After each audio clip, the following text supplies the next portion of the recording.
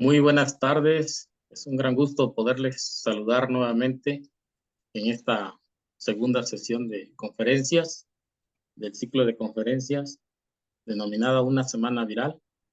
Me da mucho gusto saludar al maestro Fernando Rodríguez León, quien es miembro del Departamento de Infectómica y Patogénesis Molecular del CIMBESTAT, del Politécnico Nacional de la Unidad Zacatenco de la Ciudad de México. Pues muchas gracias y agradecimiento el aceptar de colaborar con nuestra institución, que es la Universidad Autónoma de Guerrero. Bienvenido. Asimismo, saludar también al maestro Leonel Silverio García, director del Servicio Universitario, que nos acompaña. Y por aquí también veo nuevamente al maestro Eric Monge, que nos acompaña, quien fue el ponente del día de ayer. Pues gracias, maestro, también por acompañarnos nuevamente y darle seguimiento a esta importante conferencia. Asimismo, saludar a los 4 responsables de las clínicas universitarias, a la doctora Lisbeth González Mejía, responsable de la clínica de Acapulco, a la doctora Dayana Jiménez Añorbe, responsable de la clínica Chilpancingo, a la doctora Marixa Cambray García, responsable de la clínica Iguala, asimismo al doctor Robespierre Cruz Esiquio, responsable de la clínica Metepec.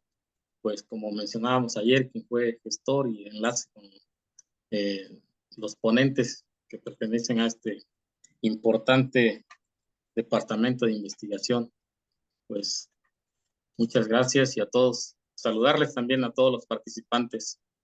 Y bueno, vamos a dar inicio y me voy a permitir de presentar de leer una breve semblanza del maestro Fernando Rodríguez León.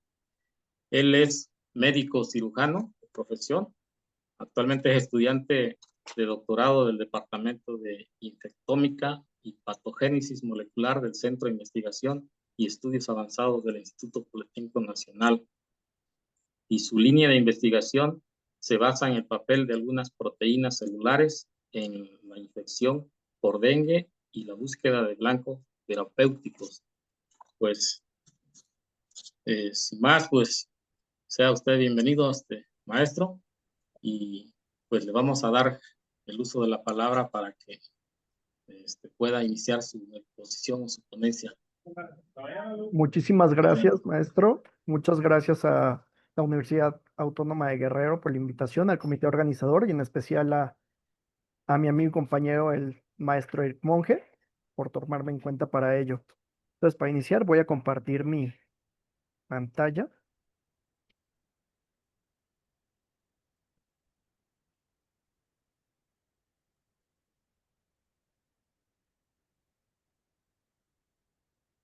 ¿Se logra ver bien? Disculpe. Adelante. Perfecto. Se aprecia bien. Entonces, para iniciar en esta tarde, vamos a hablar un poco sobre el virus del dengue y en especial la enfermedad que causa la fiebre por dengue. ¿De acuerdo? Entonces, para iniciar a modo de introducción, pues el virus del dengue es perteneciente a la familia Flaviviridae, género Orthoflavivirus. Este es un virus muy importante y es transmitido por medio de vectores, por lo tanto entra en la categoría de arbovirus. Sus vectores principales son los mosquitos, hembra del género Aedes, específicamente Aedes aegypti y Aedes albopictus. Debido a la distribución geográfica que tienen estos vectores, principalmente en zonas tropicales y subtropicales, alrededor de 3.000 millones de personas en más de 120 países están... disculpe, ¿se está viendo en modo presentación? Sí, maestro, se está viendo bien la ¿Sí? pantalla. Ok. Y bueno, si me permiten también comentarle a los participantes que de favor mantengan sus micrófonos apagados y pues al final pudieran hacer sus preguntas, pueden alzar su mano y se les dará el uso del micrófono o escribir sus preguntas a través del chat. Adelante, maestro. Disculpe. Muchísimas gracias. No descuiden. Entonces, esta cantidad de personas en más de 120 países del mundo están en riesgo contra este virus. el cual es el agente etiológico de la fiebre por dengue, un grave problema de salud pública a nivel mundial. El nombre de dengue deriva del suajili dinga o dengue en castellano, que significa calambre súbito. Y este deriva específicamente de precisamente las poses o los dolores, las mialgias y artralgias que pueden presentarse durante el cuadro clínico de esta enfermedad. Ahora, como les comentaba, la distribución,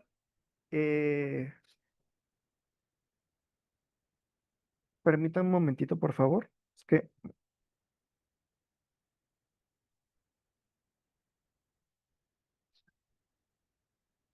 la presencia de este virus se relaciona directamente a la distribución geográfica de sus vectores principales. Estos se catalogaba que estaban principalmente en regiones tropicales y subtropicales. Sin embargo, debido a diferentes factores, como lo han sido el cambio climático, la urbanización, el aumento del comercio, la migración, etcétera, ha conllevado a la adaptación de estos vectores en zonas en donde anteriormente no se encontraban. Esto, por ejemplo, anteriormente mosquitos del género Aedes no se encontraban a más de 1800 metros de altura. Actualmente ya hay presencia de estos. Tal es el caso de la Ciudad de México, que estamos aproximadamente a 2200 metros de altura y hay presencia de mosquitos del género Aedes. Y esto se relaciona directamente a la presencia de la enfermedad en los diferentes países. Vaya, en donde hay presencia de un vector susceptible que pueda transmitir la enfermedad, puede estar presente, que pueda transmitir el virus, perdón, puede estar presente la enfermedad. Ahora, algunos datos epidemiológicos globales del dengue. En primer lugar, en el año 2024 se identificaron 14 millones de casos sospechosos. Estos principalmente en el área del continente americano. Y entre todos ellos hubieron alrededor de 10,000 muertes, lo que conlleva a que precisamente la forma grave de la enfermedad sea un serio problema de salud pública. Ahora, si podemos ver, la mayor incidencia de casos sospechosos fue a principios, en los primeros meses del año 2024. Ahora, para la semana epidemiológica 17 del 2025, la tendencia va a la baja, como lo podemos ver en esta gráfica de la Organización Mundial de la Salud. Vaya, sin embargo, la principal cantidad de casos sospechosos y confirmados es en América. Hablando un poco de México, en primer lugar, la distribución geográfica de sus vectores. Aedes aegypti se encuentra distribuido o hay presencia de este como vector adecuado para transmitir este virus en aproximadamente 30 estados de la República, a excepción de donde no se han dado en ningún momento casos autóctonos, como son Tlaxcala y la Ciudad de México. Mientras tanto, el mosquito Aedes albopictus, que es el vector secundario de esta enfermedad, ya que este se encuentra principalmente en zonas eh, boscosas, mientras que Aedes aegypti es un mosquito más urbano, ha ido aumentando su presencia a través de los años, su dispersión, perdón, en diferentes estados de la República, siendo también y volviéndose también uno de los principales vectores para este virus y propiciando su distribución. Ahora, en México, también en los diferentes años ha aumentado la incidencia de dengue, ya sea en estados en específico o en un contexto general como país, pero 30 de los 32 estados de la República tienen presencia de casos autóctonos de dengue, como se puede ver en esta imagen. Hasta la semana epidemiológica 17 en México se han reportado, se han reportado 3,102 casos confirmados de dengue. Para esta semana, en el 2024, se habían reportado 11,569. Aparentemente hay una tendencia a la baja de casos confirmados. Sin embargo, en 2024 se lograron confirmar más de 125,000 casos y 478 defunciones. Hasta la semana epidemiológica 17, el 59% de los casos confirmados en el país corresponden en los estados de Jalisco, Veracruz, Guerrero, Tamaulipas y Michoacán. siendo precisamente Guerrero, pues, de interés para estas charlas.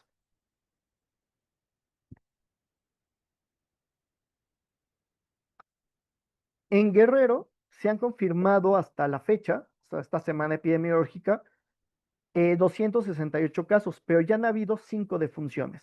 Si hacemos una comparativa con el 2024, hasta la semana epidemiológica 52 y que se cumplió el año, se confirmaron solo el 5.57% de los casos generales del país, de los cuales el 12.8% corresponde a las defunciones generales del país, únicamente de Guerrero, una tasa bastante alta. Sin embargo, para la semana 17 del 2024, se habían confirmado en un contexto general un 25.7% de casos, en un contexto general del país. Casi un cuarto de los casos correspondían a Guerrero y más de un cuarto, de un 35.7%, correspondían a las defunciones en este estado. Hasta el momento se ha identificado, hasta esta semana y este año, 8.63% de los casos han sido confirmados y el 27.8% de las defunciones totales del país corresponden aquí a Guerrero. Esto implica que en Guerrero, vaya, siendo una zona endémica de dengue, está siendo un grave problema de salud pública, así como en otras partes del país, de América y del mundo. Ahora, hablando un poco de este virus, el virus del dengue, como muchos de los otros ortoflavivirus, tiene una forma esférica, mide alrededor de 50 nanómetros y está rodeado por una bicapa lipídica. Este virus está conformado por 3 proteínas estructurales. Yendo de adentro para afuera, está conformado de un genoma viral, que es un RNA monocatenario de polaridad positiva, que está rodeado o cubierto por proteínas de la cápside, formando la nucleocápside viral. A su vez, está rodeado por una membrana lipídica que obtiene de su célula hospedera, y en ella se encuentran incrustadas proteínas de envoltura y de membrana, siendo la proteína de envoltura la que se adhiere al receptor y permite el ingreso a la célula hospedera. Se han identificado principalmente 4 serotipos de este virus: los serotipos 1, 2, 3 y 4. Los serotipos 2 y 3 se han relacionado a mayor casos de desarrollo de dengue grave, específicamente o especialmente en primeras infecciones. Sin embargo, de igual manera, el dengue 4 se ha relacionado a una mayor cantidad de casos de dengue grave en infecciones secundarias. Es muy importante decir que una infección primaria por cualquiera de los 4 serotipos de dengue puede inducir una inmunidad duradera hasta de por vida contra este serotipo en específico. ¿Sí, Eric?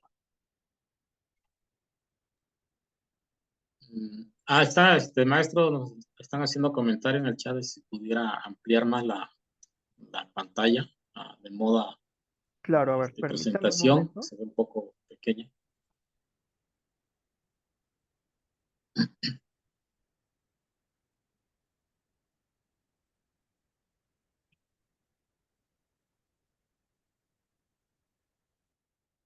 Ahí se ve ya en modo presentación, disculpe.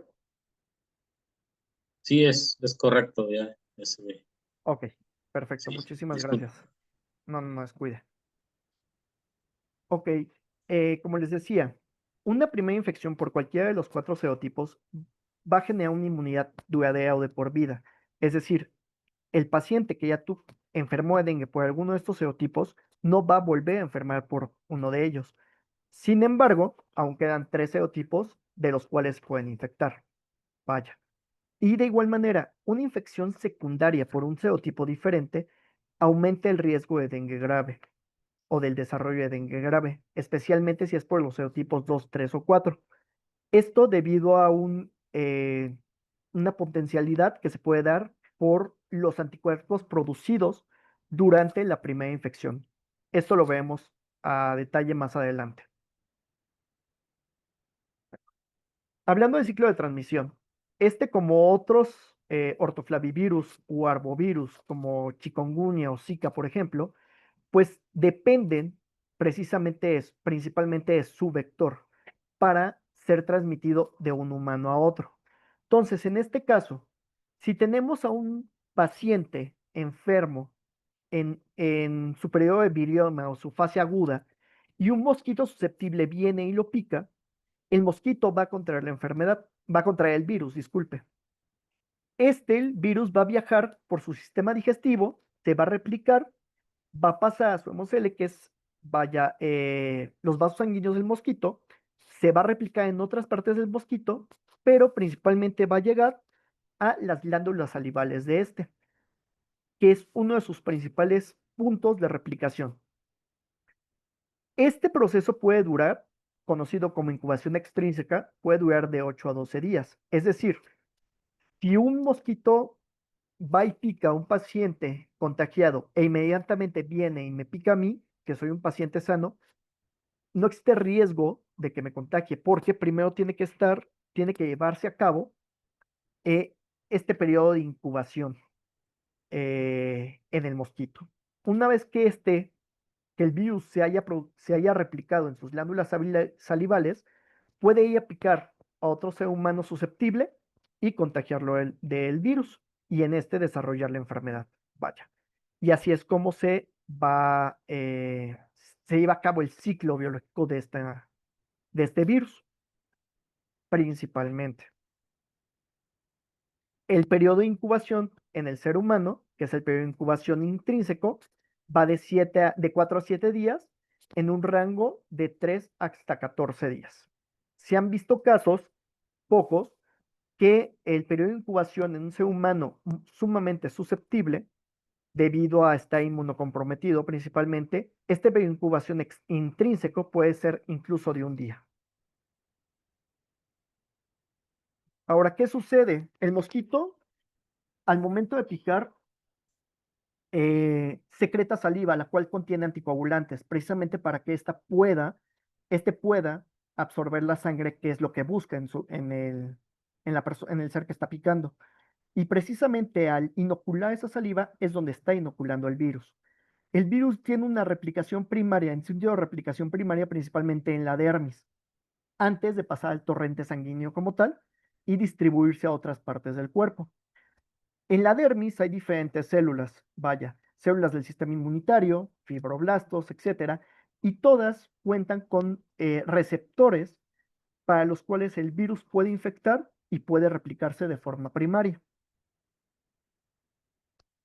Se han identificado una gran cantidad de receptores del virus del dengue en diferentes células y precisamente dependiendo de la presencia de estos receptores en estas células es lo que permite que éstas puedan ser infectadas y es el tropismo o ser las células diana a las cuales el virus puede llegar. Estas pueden ser células del sistema inmunitario, por ejemplo, células dendríticas, macrófagos, monocitos o otro tipo más de células, especialmente, por ejemplo, los hepatocitos, las células del hígado, por las cuales tiene un alto tropismo el virus del dengue y, de hecho, son células que en las ciencias básicas y avanzadas son células que se utilizan precisamente para la investigación de este ortoflavivirus. Aquí podemos ver el ejemplo de algunos de los receptores que pueden ser expresados y las células dianas que los están expresando. Ahora, una vez que el virus interactúa con su receptor en cualquiera de las células que lo exprese, ¿qué es lo que pasa? El virus va a ingresar a la célula por endocitosis mediada por receptor y una vez adentro se va a alojar en estas vesículas llamadas endosomas. Estos endosomas se van a acidificar y esto va a permitir que se una la membrana del endosoma con la membrana del virus y se lleva a cabo la descapsidación y se libere el genoma del virus. El genoma del virus, como es un RNA monocatenario de polaridad positiva, este puede fungir ya como un RNA mensajero. Entonces necesita la maquinaria de la célula para poder traducirse en diferentes proteínas. Este genoma tiene un único marco abierto de lectura, que es la parte que se va a traducir, y está flanqueada por dos zonas que no traducen proteínas, pero que sí modulan la replicación del virus dentro de la célula. Entonces, el genoma viral, una vez liberado, se va a dirigir a los ribosomas. que son los complejos dentro de las células que traducen a las proteínas. Y se va a traducir este marco abierto de lectura en una sola poliproteína, que esta, por factores celulares y factores virales, se va a cortar en 10 proteínas. 3 proteínas estructurales que van a dar lugar a la formación de los nuevos viriones y 7 proteínas no estructurales que van a hacer diferentes funciones dentro de la célula. Especialmente van a formar los complejos de replicación. En estos complejos de replicación, que se forman mediante invaginaciones de la membrana del retículo endoplasmático, van a generar los nuevos genomas que van a ir en los nuevos virus. En esto está la función principalmente de dos proteínas virales, la proteína viral NS3, que es la helicasa, y la proteína viral NS5, que es la RNA polimerasa. Entre estas y las otras proteínas no estructurales van a dar lugar a los nuevos genomas virales. Estos nuevos genomas se van a empaquetar interactuando con proteínas de la cápside en los nuevos viriones inmaduros que van a estar conformados precisamente por las proteínas estructurales. Estos viriones inmaduros, ¿por qué inmaduros? Es porque todavía no son infectivos. A pesar de que tengan el genoma viral para la infección, la proteína E está en una conformación que no permite que se pueda adherir a su receptor. Esto por causa de la proteína viral estructural pre-M. Entonces, estos viriones inmaduros van a pasar por la red trans-Golgi y ahí, por efectos de diversas proteínas celulares, pero especialmente de una llamada furina, va a generar un corte en la proteína pre-M, dejando únicamente a la proteína, a la sección M o la parte M, permitiendo un cambio estructural de la proteína E y volviendo al virus infeccioso. Entonces, estos virus, ahora maduros, van a ser secretados por la célula infectada, vaya hacia el espacio extracelular para que estos vayan e infecten nuevas células, ya sea de forma parácrinos, células cercanas, o de igual manera sigan al torrente sanguíneo y puedan irse a zonas más lejanas de donde inició la infección a infectar otros órganos diana. Ahora, esto es lo que hace el virus dentro de la célula, vaya. Pero pues de igual manera hay ciertos factores de virulencia, es decir, cómo el virus puede hacer daño, qué hace que pueda hacer daño a la célula y por lo tanto al paciente como tal. Entonces, los virus, mediante sus proteínas virales, pueden interferir en diferentes procesos celulares, ya que estos tienen que tomar el control de la célula, pero de igual manera tienen que limitarse al daño que puedan hacer. ¿Por qué? Porque una célula que va a morir muy rápido es una célula que puede ser no factible para el virus. El virus lo que quiere es replicarse. Entonces tiene que moderar ciertas cuestiones en la célula para tanto evitar que la respuesta inmune del organismo lo ataque, pero de igual manera que su centro de reproducción en la célula no vaya a ser eliminado, por así decirlo. Entonces, para ello, genera diversos procesos epigenéticos, transcripcionales, posttranscripcionales, traduccionales, posttraduccionales, etc. De igual manera, manipula varias vías celulares para su beneficio. Por ejemplo, vías que tienen que ver con la secreción de interferón tipo 1. El interferón tipo 1 es el principal enemigo de los virus. Entonces, lo que los virus tienen que hacer es inhibir la secreción de esta citosina que puede llegar a eliminar a la célula que está infectado con ellos, precisamente. O de igual manera, estos necesitan la energía de la célula para poder hacer la producción de sus nuevas partículas virales o evitar que la célula entre a apoptosis, es decir, muerte celular.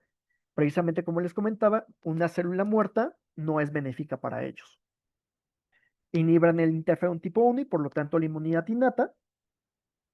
Y de igual manera activan diferentes respuestas como la respuesta UPR para generar, que es estrés de retículo endoplasmático, disculpen, para generar una mejor replicación de su poliproteína y de sus proteínas virales como tales. Algunas proteínas virales de gran relevancia son las proteínas no estructurales 1, 3 y 5. Por ejemplo, la proteína NS1 en primer lugar es una proteína multifuncional. Esta interactúa con una gran cantidad de proteínas celulares, tanto en el citoplasma como en el núcleo, pero específicamente esta proteína se secreta por las células infectadas. Se ha identificado, anteriormente se creía que únicamente se secretaban hexámeros, pero se ha identificado que también hay en el espacio extracelular dímeros o tetrámeros. Esta, al ser secretada, de igual manera, participa en la patogénesis de la enfermedad. Entre ellas, por ejemplo, una de sus participaciones altamente importante es que esta puede interactuar con en macrófagos con un receptor, el TLR4, y esto puede ocasionar que los macrófagos secreten diferentes citocinas proinflamatorias que pueden dañar a las células endoteliales, que son las que recubren los vasos sanguíneos, y de igual manera romper las uniones que conectan una célula a otra y esto permitir la extravasación de plasma, conllevando a poder evolucionar a una etapa grave de la enfermedad. De igual manera, por ejemplo, la proteína no estructural 3, que la encontramos tanto en el citoplasma como en el núcleo, y esta, eh, aparte de ser una proteasa viral y una helicasa, de igual manera puede interrumpir o dañar varios de las vías de señalización y así disminuir la secreción de interferón tipo 1. Además que se ha identificado que esta en conjunto con su cofactor, la proteína viral NS2B, pueden degradar componentes del complejo del poro nuclear. Y esto puede generar que haya una interferencia entre el transporte núcleo-citoplasma, evitando que genes del sistema inmunitario se expresen, pero los mensajeros puedan salir del núcleo y traducirse a las proteínas como tales. Por otra parte, también la proteasa viral, la polimerasa viral, la NS5, puede generar inhibición de, por ejemplo, la vía de señalización STAT2 y promover la degradación, esto generando la inhibición de la señalización para la producción de interferón tipo 1. Ojo, no solamente una proteína viral se ha visto que haga una función en específico. Es tan importante en las infecciones virales la secreción de interferón, vaya, que son vallas que pueden influir en diferentes cascadas de señalización para evitar precisamente la expresión de los genes que van a dar lugar a la producción de estas proteínas. Entonces, en NS5, NS3, NS1 influyen en esta actividad. Ahora, ¿qué tan importante es esto? Vaya, a ustedes como el área de la salud, considero que más que la parte biológica del virus, es más de igual manera la parte clínica, la parte fisiopatológica como tal. Entonces, como muchos de ustedes sabrán, anteriormente el dengue se clasificaba como fiebre por dengue y dengue hemorrágico, ¿no? Únicamente. En 2009 se modificó esta clasificación clínica y se pusieron tres rangos de ello. El dengue con o sin síntomas de alarma, que este se puede considerar que sería la fiebre por dengue, la fase aguda nada más de la enfermedad, y el dengue grave, que sería el dengue hemorrágico. Vaya. ¿Qué sucede perdón, en esto? Para las manifestaciones clínicas de cada uno. En primer lugar, el dengue sin signos de alarma. Una persona con un dengue clásico, por así decirlo, obviamente va a presentar fiebre, como en cualquier infección por microorganismos. La fiebre, como sabemos, es una estrategia defensiva de nuestro cuerpo. Se estimula precisamente para aumentar la temperatura y disminuir la replicación o la división, dependiendo de lo que estemos hablando, del virus. De igual manera se van a generar cefaleas, dolores abdominales, que ese podría ser un síntoma de alarma, mialgias y artralgias, malestar general, por los sitios de replicación y tropismo que tiene el virus. El virus tiene también tropismo por células musculares y de igual manera ciertas óseas, vaya como tales. La mayoría de los pacientes pueden ser asintomáticos o pueden pasar por este cuadro febril únicamente, el cual puede durar de 2 a 7 días. ¿Cuál es el detalle? Hay pacientes que, debido a la extravasación de líquidos que se genera, pueden presentar ciertos signos de alarma, como es dolor abdominal intenso, edema, es decir, se está acumulando líquido en el tercer espacio fuera de los vasos sanguíneos, o de igual manera se pueden ver sagrados de mucosas, principalmente petequias. Esto precisamente por lo mismo, el daño endotelial que se está llevando a cabo. Entonces, estos signos de alarma, como puede que se queden únicamente ahí, pueden darnos la idea de que está evolucionando la enfermedad a un dengue grave. En el dengue grave, precisamente, el problema es el desarrollo de un dengue hemorrágico como tal, es decir, de un choque hipovolémico hemorrágico. Como hay extravasación de líquido fuera del endotelio, hay fuga de plasma, fuga de nutrientes, fuga de oxígeno, etcétera, las células de los diferentes órganos del cuerpo empiezan a sufrir por la hipoperfusión tisular y esto puede conllevar a una falla orgánica múltiple, que como sabemos, hay ciertos órganos sumamente fundamentales que requieren de estar nutriéndose constantemente, recibiendo oxígeno y nutrientes, son las neuronas en el sistema nervioso central, y esto puede conllevar esta falla orgánica múltiple a la pérdida del paciente.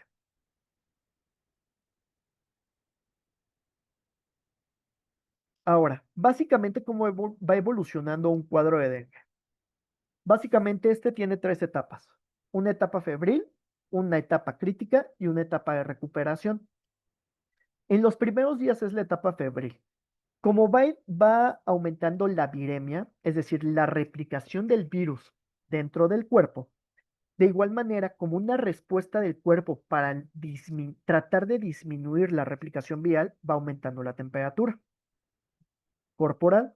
Y esto conlleva también a que haya una deshidratación. Por eso es muy importante en este caso que el paciente se hidrate. Ahora, hay dos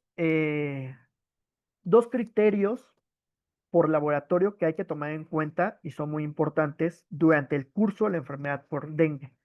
Anteriormente se consideraba que las plaquetas eran la presencia de plaquetopenia, vaya, o sea, plaquetas, un conteo de plaquetas menor de 150,000 era un criterio para decir, este paciente se está poniendo mal, pero no necesariamente. Hay pacientes con un cuadro agudo de dengue que no tiene síntomas de alarma y tiene una plaquetopenia de 30,000 o menos. Sin embargo, el hematocrito, que nos está diciendo qué tanto se está concentrando la sangre, ese sí es un factor que nos puede conllevar a decir el paciente puede estar evolucionando a un dengue grave. Ahora, la etapa febril, como les comentaba, la viremia está aumentando. Posteriormente viene la etapa crítica. En la etapa crítica es donde ya hay una disminución de la viremia, pero el detalle es que el daño ya está hecho y hay una mayor extravasación de líquido al tercer espacio. Y eso puede generar un compromiso orgánico.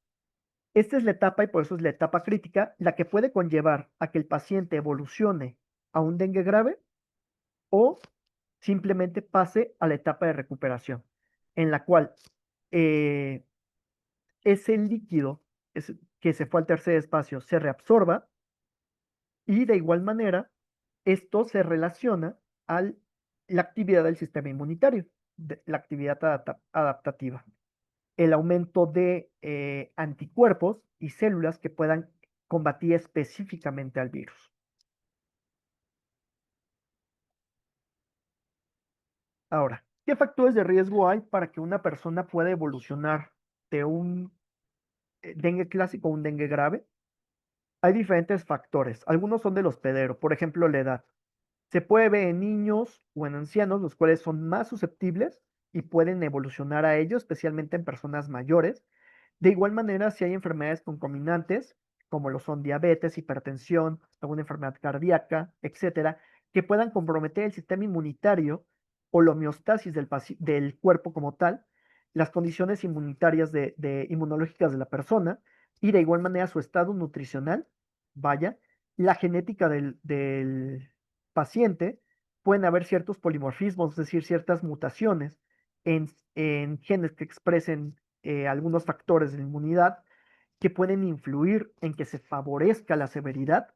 Y de igual manera, se ha visto que las mujeres tienen mayor riesgo al desarrollo de un dengue grave. Asimismo, hay factores virales. Por ejemplo, una infección secundaria por un serotipo diferente, que precisamente es esta estrategia que se ha visto con diferentes virus que puede llevarse a cabo, que es la potenciación dependiente de anticuerpos o ADE, que facilita estos anticuerpos, como vemos más adelante, facilitan la entrada del virus a células del sistema inmunitario y aumentar la carga viral. De igual manera, el genotipo o cepa del virus, por ejemplo, hay ciertas, como les comentaba, algunos serotipos que son más propicios al desarrollo de dengue grave, como son el 2 y el 3, y también se ha correlacionado la carga viral. Si la carga viral es sumamente alta, esto puede conllevar a que sea más fácil la fuga vascular y el desarrollo de las complicaciones. Ahora, otros factores que pueden conllevar al desarrollo de dengue grave, en los virus, el virus hace cierto daño, pero se ha visto que nuestro sistema inmunitario, al momento de atacar y confrontar al virus para defendernos, muchas veces nos hace más daño que beneficio. Por ejemplo, muchos de ustedes han de haber escuchado en el caso de, con la pandemia de COVID, precisamente, lo de la tormenta de citocinas. La tormenta de citocinas sea una superreacción de nuestro sistema inmunitario que para tratar de combatir el virus, de tener la enfermedad, pero era tanta la extravasación del sistema inmunitario que esa tormenta de citocinas pasaba a dañarnos a nosotros, al paciente, y poder llevarlo a la muerte. Y esto sucede no solamente con ellos, sino sucede con diversos tipos de virus. Y precisamente la secreción de diferentes citocinas proinflamatorias pueden conllevar a generar el daño vascular que permita la extravasación del plasma hacia el tercer espacio. De igual manera, como vimos, la NS1 tiene el factor precisamente, ya sea de forma directa o indirecta, de afectar o generar la secreción de diferentes interleucinas proinflamatorias que puedan favorecer la ruptura de las uniones intercelulares y favorecer precisamente la extravasación del líquido,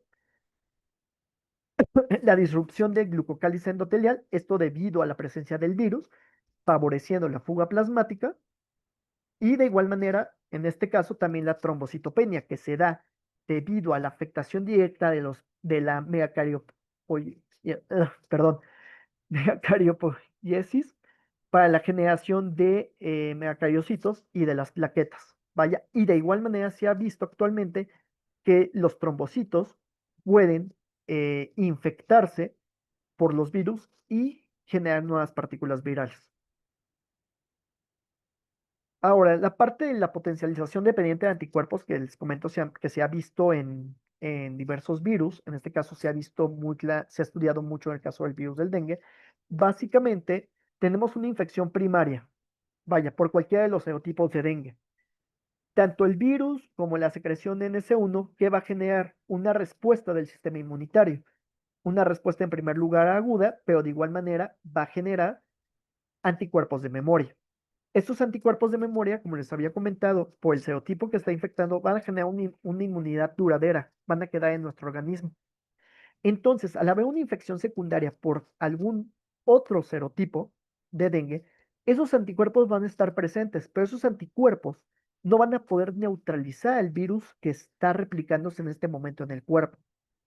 Sin embargo, al no poderlo neutralizar, el virus lo usa a su favor, ya que crea opsonización con estos y esto favorece que el virus pueda ingresar más fácilmente a diferentes células del sistema inmunitario, como son macrófagos, y replicarse más eficientemente. En este caso, tenemos el virus del segundo serotipo, un anticuerpo neoneutralizante, se forma un complejo entre el virus y el anticuerpo después de la infección primaria, y este complejo de virus anticuerpo permite más fácilmente la entrada. a la célula diana, principalmente del sistema inmunitario. ¿De acuerdo? Esto, el resultado de esto genera una mayor replicación del virus y un aumento de la carga viral, que como habíamos visto como un factor de riesgo, se ha relacionado que una carga viral elevada conlleva al probable desarrollo de un dengue grave. Ahora, pasando un poco a lo que sería el diagnóstico, realmente el diagnóstico, si hablamos de un diagnóstico clínico, es un tanto complicado, ya que hay otros arbovirus, como son Zika o chikungunya, que tienen una sintomatología muy similar a la de dengue. Se puede hacer un diagnóstico diferencial clínico entre ellos, sí, ya que uno, por ejemplo, dengue regularmente presenta temperaturas más elevadas que Zika o chikungunya, mientras que chikungunya presenta artralgias muchísimo más duras y prolongadas que las otras dos. O el rash de características maculopapulares de Zika regularmente es el único que lo presenta, o la conjuntivitis. Dengue presenta dolor retrocular. Entonces, clínicamente podríamos diferenciarle de esa forma. Sin embargo, no es simplemente certera. Lo ideal es hacer un diagnóstico por medio de estudios de laboratorio, los cuales son principalmente tres. Vaya, ELISA para la identificación de anticuerpos, ya sea IgM o IgG, antidengue, para identificar la presencia de la proteína NS1 o hacer una RT-PCR para ver la presencia del genoma viral. Esto depende de la fase de la enfermedad en la que se encuentra el paciente.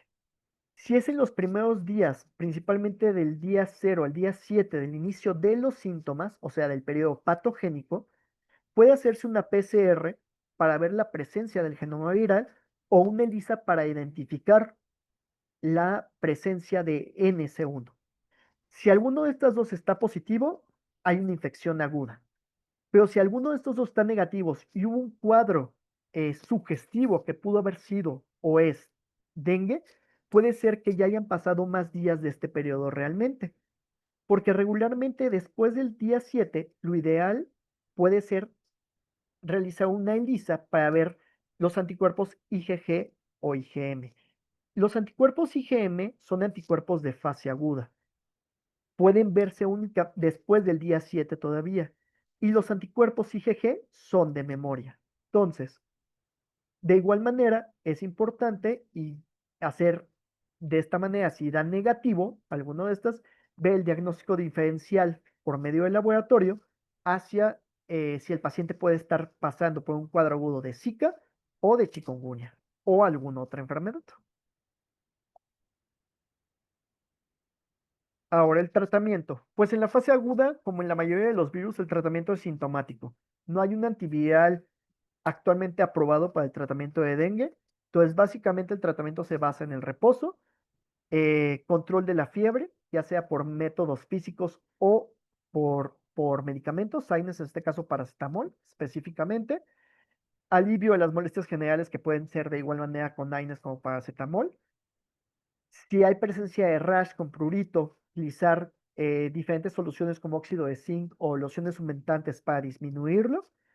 La hidratación, que esto es muy importante, especialmente en la fase crítica, para disminuir el riesgo de hipoperfusión a los diferentes órganos. Y de igual manera, en el caso de que hayan secuelas, pues conllevar rehabilitación.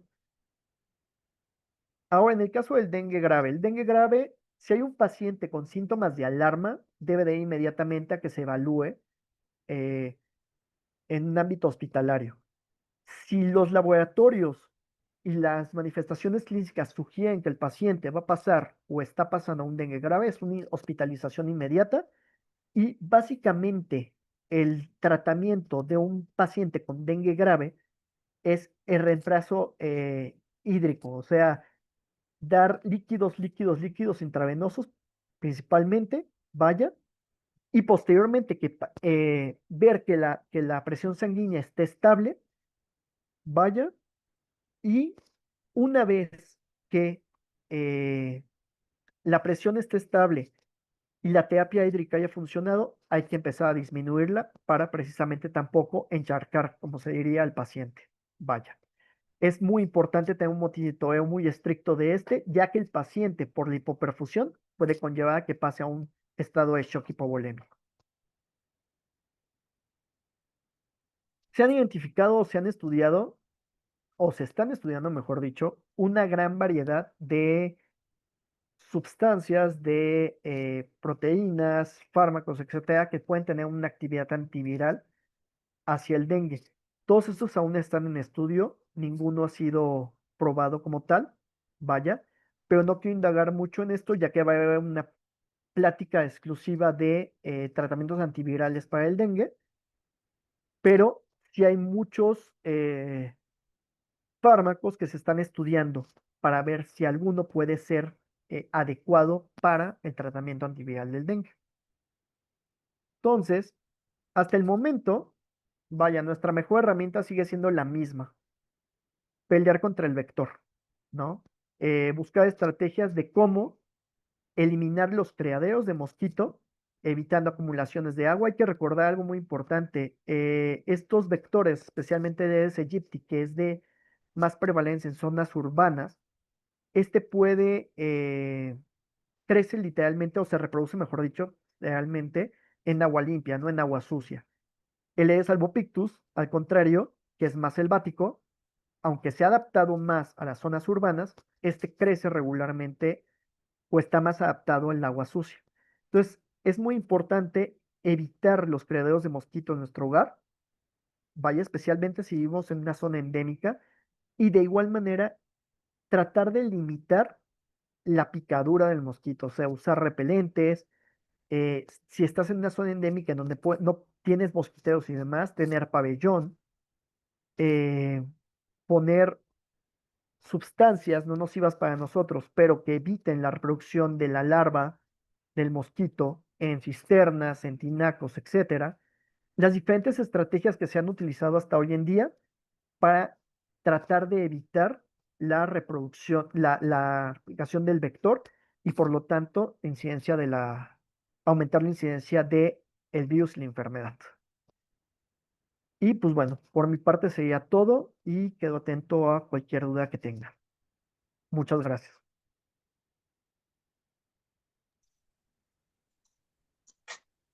Muchas gracias, maestro Fernando, por su participación. Y vamos a invitar a los participantes si hubiera algunas preguntas, que pudieran alzar su mano o de igual manera escribirlo en el chat para daremos por terminada esta ponencia y enseguida a las 6 iniciaríamos con la siguiente. Entonces, pues pedimos a los participantes que puedan formular sus preguntas.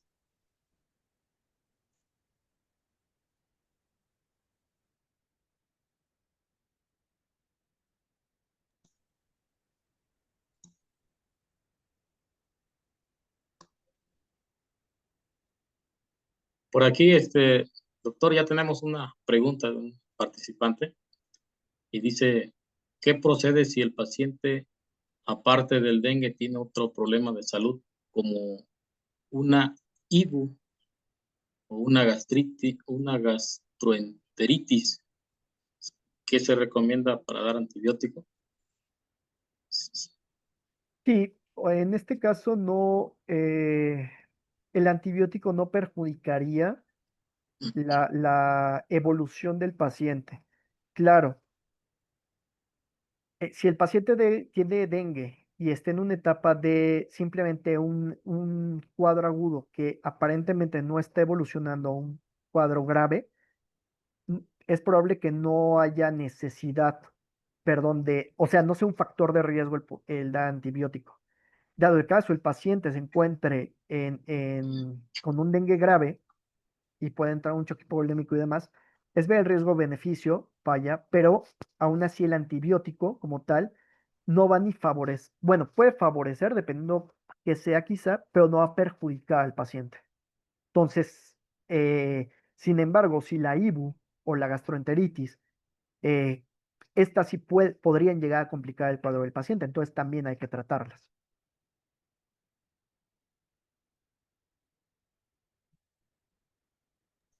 Muchas gracias, doctor. Por aquí tenemos una pregunta más. Sí. ¿Cómo considera que podría conseguir inversiones para producir medicamentos contra el vector tan preocupante? Además, ¿qué otras limitantes tienen para elaborar fármacos contra este virus? Ok, las inversiones, realmente las inversiones de los fármacos principalmente son del sector privado, son las farmacéuticas. Vaya. Mucha de la ciencia que se hace en las instituciones de investigación y que se encuentran o se identifican sustancias que pueden ser favorables para el desarrollo de fármacos antivirales, realmente quienes las explotan son las farmacéuticas. Vaya, ¿no? Eh, ¿Cuáles son las limitantes para esto? Son muchísimas cuestiones económicas, el tiempo realmente que te toma llevar a cabo una investigación para ver los tratamientos, si funcionan, no funcionan, la parte funcionan, todas las pruebas preclínicas, clínicas, algo muy similar a lo que sucede con las vacunas. Las etapas preclínicas, fase uno, fase 2, fase 3, igual suceden para los fármacos y una vez que se tenga todo, realmente también ver la aprobación de las instituciones adecuadas para pues, que este fármaco pueda ser considerado como un tratamiento. Sí, gracias. Sí. Tenemos por aquí dos preguntas más. Dice, en el caso de los laboratorios comunes, pacientes con dengue que son atendidos en el centro de salud, los médicos siempre mandan a hacer biometría hemática y muy difícilmente pueden interpretar resultados cuando el paciente está en fase aguda y las plaquetas normales descartan y dan antibiótico. Y la pregunta, ¿qué se recomienda hacer en esos casos? ¿Mejorar las pruebas de laboratorio? Ok. Nuevamente, clínicamente, como les comenté, es difícil el diagnóstico. Muchos de ustedes, siendo enfermeras, médicos y demás, lo sabrán, vaya. Muchas veces decimos, en el periodo, por ejemplo, de cuando fue el brote de Zika en América, que llegó a México y demás, o el de Chick, en ese momento todo era Zika, todo era Chick, nada era dengue. Entonces hubo un subregistro de casos de dengue por lo mismo. Al final de cuentas, y aventajosamente todos los tres se tratan sintomáticamente iguales. Sin embargo, si solamente tenemos una biometría hemática y no hay una plaquetopenia en primer lugar, todavía, el hematocrito está normal y el paciente tiene un cuadro agudo que solamente esté presentando fiebre, pues sería difícil únicamente así decir el paciente tiene dengue o tiene Zika o tiene Chick. ¿No? Eh, Tendría que haber un seguimiento más acorde a esto. Ahora, sí, lamentablemente los médicos muchas veces damos antibiótico y damos antibiótico aunque para una faringitis viral, vaya, aunque esto no lo amerite. Entonces ahí de igual manera es una cuestión considero, de educación por parte de nosotros que tenemos que tener para no estar dando expensas y expensas antibiótico y generando resistencia a antibióticos para los antibióticos para las bacterias, vaya. Y mejorar las pruebas de laboratorio, pues sería algo complicado. Muchas veces en un centro de salud que se encuentra en medio de la selva, no tienes nada, no puedes hacer nada. O sea, entonces sería referir al paciente, en este caso, si tiene dudas o si se presenta alguna sintomatología en específico. Sí, gracias. Una más y cerramos. Dice, ¿qué estudios de laboratorio podrían agregarse para conocer si el estado del paciente está evolucionando a uno grave? Ok, en primer lugar, como les comentaba, las plaquetas pueden ser un indicio. La plaquetopenia nos puede decir, bueno, el paciente tiene riesgo de sangrar, pero es más importante ver el acúmulo del hematocrito. Si el hematocrito, que es en porcentaje, se va aumentando, es decir, que se está concentrando el paciente. ¿Y esto que aquí implica? Aquí hay fuga vascular, ¿no? La sangre se está saliendo, entonces los eritrocitos se están acumulando, se están concentrando, porque no hay ese líquido en los vasos sanguíneos que, vaya, precisamente hace que no estén así de hemoconcentrados. Y otra cuestión de igual manera que puede conllevar a pensar en que el paciente podría, pero no es completamente sugestivo de ello es hacer pruebas de función hepática, ya que uno de los sitios de replicación secundaria principales de este virus es el hígado. Vaya, regularmente hay un aumento eh, de diferentes productos hepáticos, vaya, como las transaminasas. Y veo una más. Sí, veo una más y bueno, ya estamos al límite del tiempo, pero la vamos a comentar. Dice, doctor, si una mujer embarazada le da dengue grave, es recomendable que esté en tratamiento y tome medicamentos. Si es así, ¿al feto no le afecta o sí? Ok, esta es una pregunta bastante complicada en el sentido de que hay varios factores que tomar en cuenta. ¿En qué trimestre se encuentra la mujer embarazada? En primer lugar. Y de igual manera, si es un dengue grave, me ha tocado verlo en pacientes embarazadas que regularmente están en terapia, pues es ahora sí que tomar la decisión dado el trimestre en el que se encuentre la paciente o si está en juego la vida de la paciente como tal, la vida del producto, o sea, de los dos, elegir alguno. Ahora sí que es una cuestión bastante complicada que depende de la situación como tal que se esté presentando en ese momento para tomar ciertas decisiones. Porque en efecto hay fármacos que pueden beneficiar a la paciente, pero pueden perjudicar al producto. Bueno, pues agradecerle mucho, doctor, por su participación y compartirnos sus conocimientos que sin duda pues van a fortalecer o contribuir a la formación de todos los participantes. Y vamos a dar paso para la entrega de un merecido reconocimiento. Le voy a pedir al ingeniero Alfredo Garibay, quien nos apoya en el manejo de la plataforma, nos presente. Y bueno, dice así: la Universidad Autónoma de Guerrero, la Dirección General de Extensión, la Dirección de Servicios Universitarios, la Clínica Universitaria Ometepec y el Departamento de Educación Continua otorgan el presente reconocimiento al maestro Fernando Rodríguez León por su destacada participación como ponente en el marco del ciclo de conferencias Una Semana Viral, que son los virus, con el tema Fisiopatología del dengue, un problema real de las costas, y estuvo dirigida a los estudiantes y egresados del área de la salud, trabajadores del aguagro y público en general, realizada en la modalidad virtual online a través de la plataforma Zoom el día 6 de mayo del 2025 con una duración de 2 horas.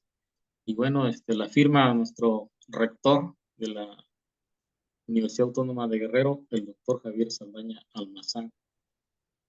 Pues muchas gracias y bueno, también queda registrada en el Departamento de Educación Continua. Comentarle Muchísimas, que se la entregamos virtualmente y la vamos a hacer llegar por ahí al doctor Robespierre Cruciquio, y quien fue el enlace, y por ahí la harán llegar, doctor. Pues agradecerle mucho su apoyo, su aportación. no, muchísimas gracias a ustedes. Muchas gracias por todo. Y bueno, pues estamos a la hora y vamos a dar inicio con la segunda conferencia que se tiene programada en esta segunda sesión, donde será el ponente, el maestro Jonathan Hernández Castillo, que de igual manera también él es miembro del Departamento de Infectómica y Patogénesis Molecular del CIMBESTAD, del Politécnico Nacional de la Unidad Zacatenco de la Ciudad de México. Ya por aquí también lo estoy viendo en pantalla. Pues muchas gracias, maestro Jonathan. Y bueno, pues voy a permitirme leer una corta semblanza académica para dar inicio posteriormente a su ponencia.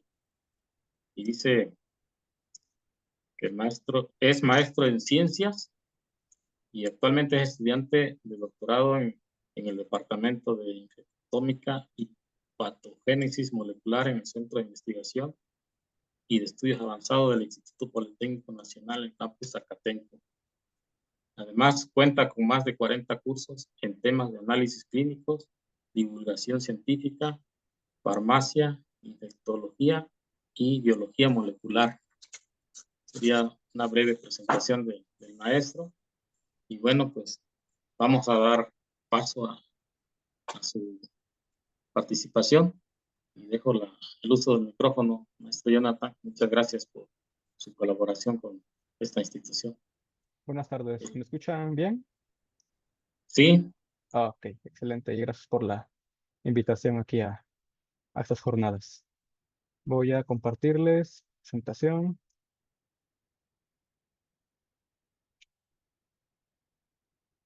¿Me comentan si la pueden ver, de favor? Sí, se mira. Excelente. ¿Y se ve ahora en modo presentación también? Ok, creo que sí. Correcto. Sí, adelante. Ok.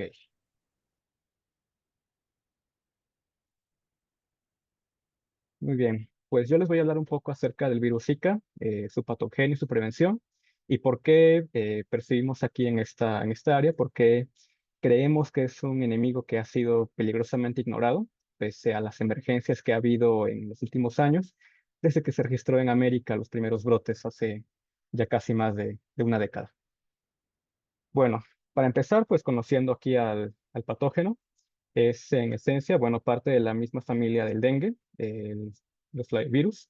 Es igualmente un virus envuelto, posee proteínas de membrana, de cápside de envoltura, que contienen a este material genético. Como todos los virus, que este es el gran debate de que si están vivos o no, pues bueno, es un interrogante que seguimos elucidando aquí en esta área.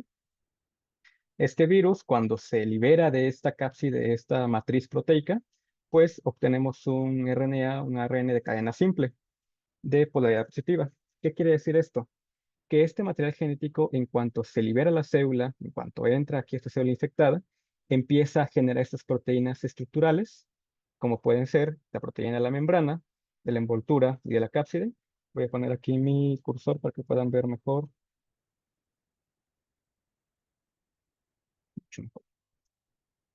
Bueno, proteínas que, como se muestra aquí en el esquema de arriba, envuelven a este virión, y también proteínas no estructurales, que estas son las que se generan dentro de la célula y tienen, bueno, gran cantidad de funciones para la replicación viral y para favorecer esta patogénesis en un paciente. Bueno, ¿cómo empieza? ¿Cómo inicia este virus desde que nos infecta? Desde que principalmente las vías de transmisión, la más conocida, la del Mosco Aedes aegypti o de Salvopictus, según el entorno en el que estemos, pues bueno, entra a una célula en la cual este virus es reconocido por diferentes receptores, muchas moléculas que tenemos en las células, como pueden ser factores de transcripción, de reconocimiento de patógenos, entre otros, que al final, cuando reconocen a este virus, pues lo internalizan como un material extraño.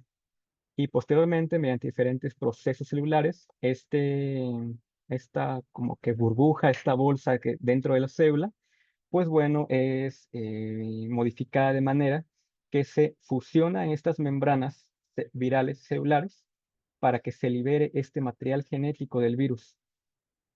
Se libera aquí al espacio celular de nuestra célula infectada. Posteriormente, como les mencioné anteriormente, de que este virus se empieza a traducir inmediatamente, pues genera esas proteínas estructurales y no estructurales que se localizan, se orientan en esta parte de la célula que se llama de retículo endoplásmico.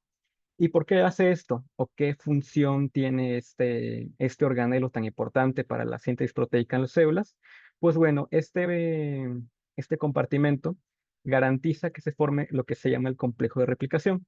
Es un común denominador para los flavivirus, pero ¿qué sirve o para qué garantiza el hecho de que un virus tenga este espacio, este nicho como que apartado del reconocimiento inmune de la célula?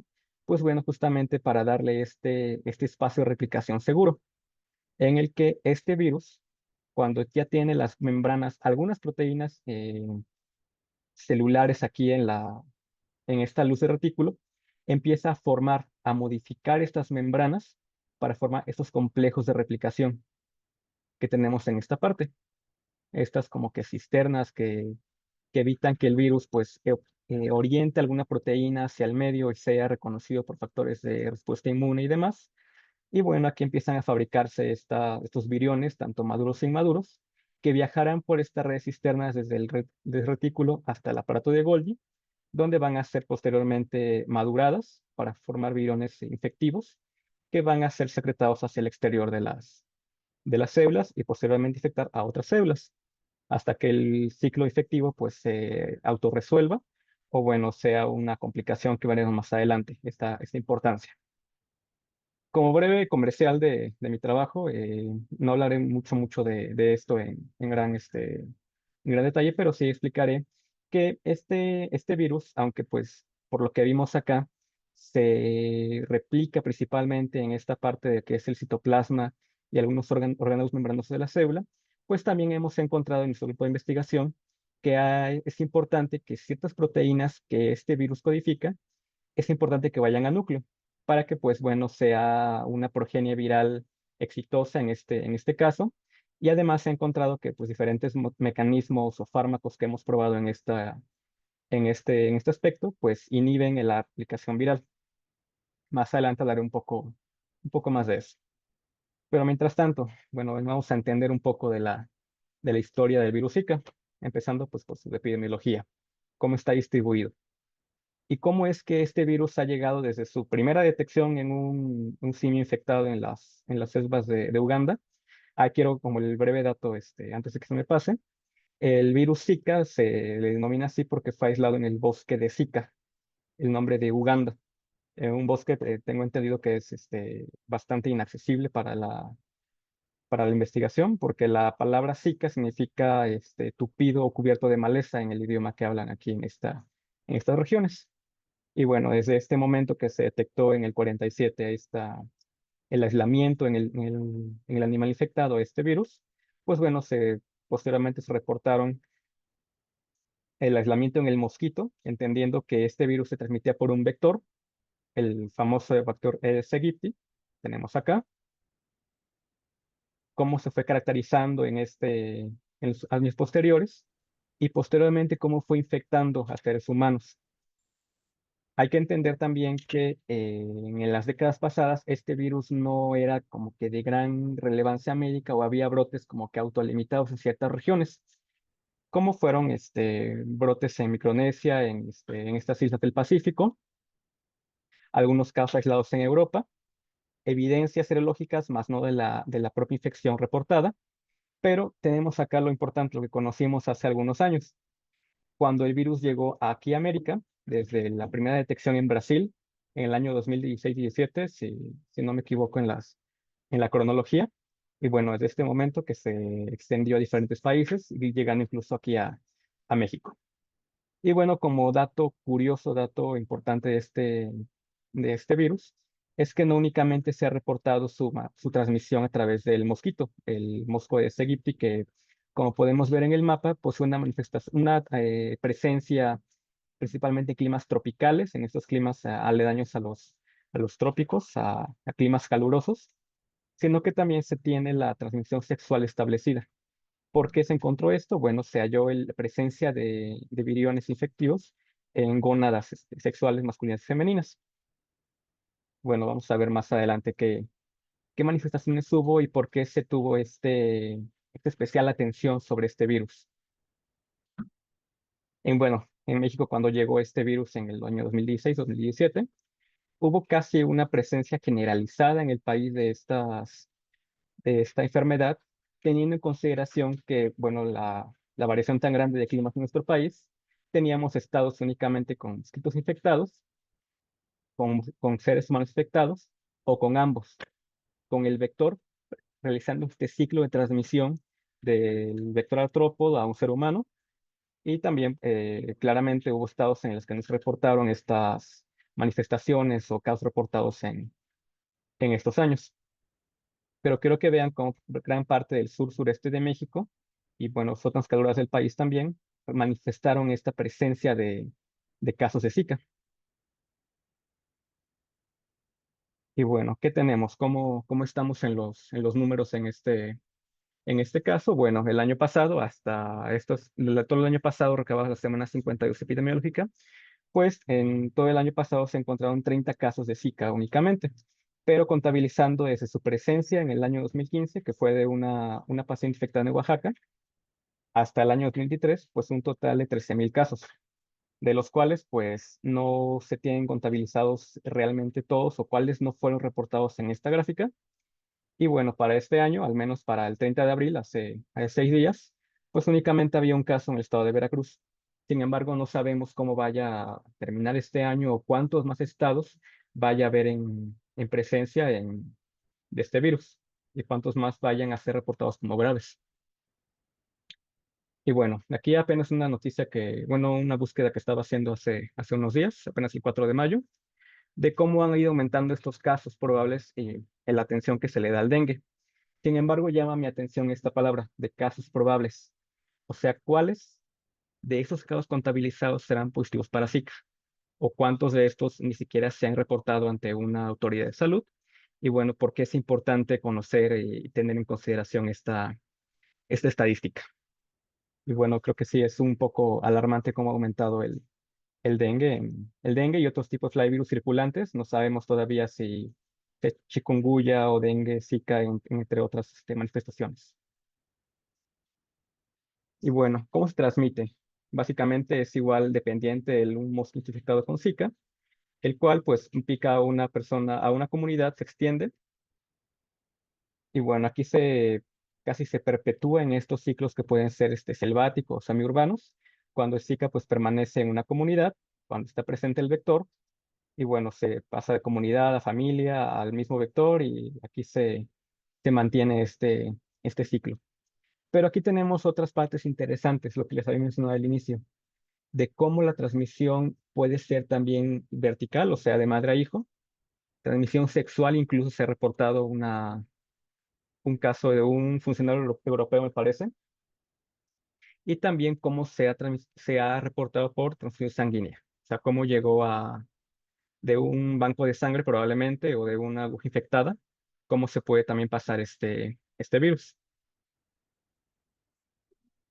Y aquí tenemos básicamente las manifestaciones clínicas de este virus. Igual partiendo de un vector infectado con el Zika, pues puede tener manifestaciones que pueden ser leves a moderadas, como el clásico dolor de músculos, dolor de articulaciones, fiebre alta a moderada, la erupción cutánea, este rash que muchos pacientes presentan. Sin embargo, también tenemos una alarmante manifestación congénita, en el cual, dependiente de la tensión vertical de una madre a hijo, este virus tiene la capacidad de romper estas barreras, estos órganos, que bajo el concepto de inmunología, biología, se entiende que son órganos principalmente inmunoprivilegiados, como pueden ser el cerebro, la placenta, órganos sexuales y demás. Entendemos esto así como inmunoprivilegiado porque son órganos que no tienen una respuesta inmune exacerbada o no pueden tolerarla. Están tan aislados o en nichos aparte del cuerpo que pues bueno, es una función importante que estén en esta manera.